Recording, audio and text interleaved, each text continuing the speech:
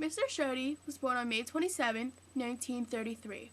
He enlisted in the Marines around the age of 20. 48 hours after he was enlisted, he got drafted into the Air Force. He chose the Marines since he had already enlisted. He was in the service like his two brothers, Roy, who was in the Navy, and Ray, who was in the National Guard. He boarded a train at the train station in Reading, Pennsylvania in 1953. He rode the train to Philadelphia to get a physical for his services. He then boarded another train that went to Washington, D.C. From Washington, D.C., he got on another train called the Wabash Cannonball. He then arrived in Parris Island in South Carolina to start his training. While at boot camp, Mr. Sheidy learned how to take apart, clean, and shoot guns, and also how to march. During his stay, it got very hot. Above 100 degrees, no one did nothing then anymore. Boot camp was a very tough experience for Mr. Sheidy, and he wasn't sure what to expect.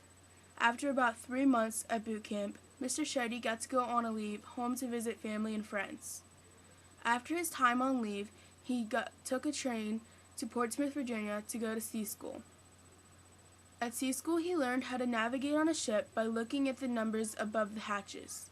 After sea school, Mr. Sheidy went on another leave home to visit friends and family.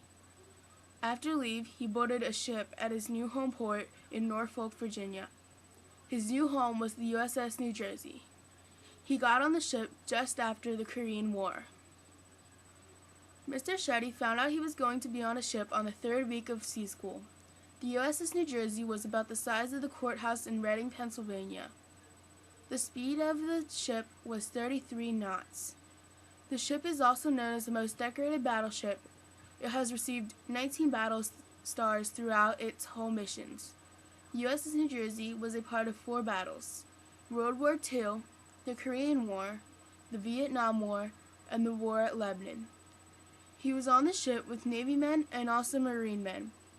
On ship, some of his jobs were being an orderly and being down in the brig guarding the gangway. The ship was armed with 9 16-inch and 10 5-inch calibers. There were a lot of 40mm cannons aboard the ship. The 16-inch projectiles were 2,600 pounds apiece and took 6 bags of powder. When 9 16-inch guns shot at once, also known as a 9-gun salvo, it moved the ship sideways 110 feet in 10 minutes. There wasn't much tension or bad feelings towards one another on the ship unless one guy got mad at another. Very rarely there was a fight on the ship. If anyone got caught doing something bad, they would be punished, but most of the time they wouldn't get caught. Most guys on the ship were around the same age, around 21 years old. Usually the officers were older, but that was it. Sleeping on the ship wasn't very bad. The ship was like an underground city. It had shops, a barber, restaurants, grocery stores, and anything you could find in a normal town.